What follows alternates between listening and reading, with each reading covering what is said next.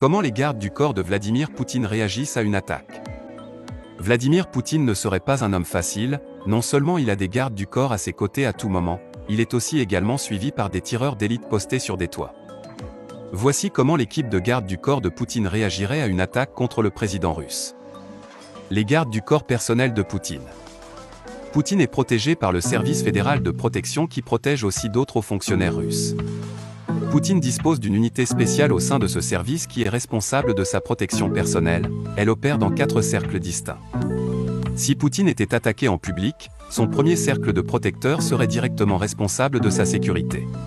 Cette première équipe se tient près du président à tout moment. Ils doivent être prêts à prendre une balle pour le défendre. Ils portent des parapluies en Kevlar et des valises spéciales qui peuvent être utilisées comme boucliers. Une fois que le président est protégé, ils élimineraient un agresseur avec les pistolets millimètres qu'elle porte, qui sont capables de tirer 40 balles par minute et de pénétrer des gilets pare-balles. Équipe 2, garde secret dans la foule, il est peu probable qu'un ennemi puisse s'approcher aussi près, car le deuxième cercle de garde du corps de Poutine est occupé à patrouiller la foule pour détecter toute menace. Ils s'habillent de manière formelle pour se fondre dans la masse et agissent discrètement pendant leur patrouille s'ils repèrent une menace potentielle, ils isoleront probablement le suspect de la foule et les arrêteront rapidement. Équipe 3. Heureusement pour Poutine, il existe une troisième équipe de garde du corps qui est chargée de sécuriser le périmètre.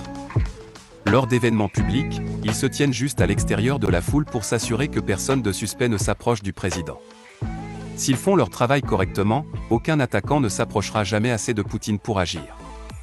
Les snipers de l'équipe 4 et dernier cercle de protection se trouvent sur les toits, une équipe de snipers bien entraînée et prête à éliminer quiconque est perçu comme une menace. Si quelqu'un devait courir vers Poutine ou faire des mouvements suspects, il y aurait rapidement un point rouge sur leur front. Si une attaque se produit, les gardes du corps procéderont à extraction immédiate du président de la scène. Poutine a un convoi blindé qui peut l'emmener rapidement en lieu sûr.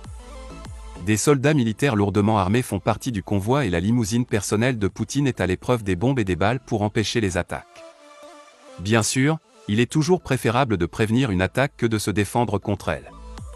Poutine est apparemment protégé par des doubles et des goûteurs à chaque repas pour s'assurer que les apparitions publiques se déroulent comme prévu. Son équipe de sécurité analyse la zone un mois à l'avance pour vérifier les criminels et même la possibilité de catastrophes naturelles. Son personnel place aussi des brouilleurs électroniques autour du lieu d'un événement pour neutraliser les détonations à distance et surveillance électronique des téléphones portables dans la zone. Penses-tu que Poutine est le président le mieux protégé du monde ?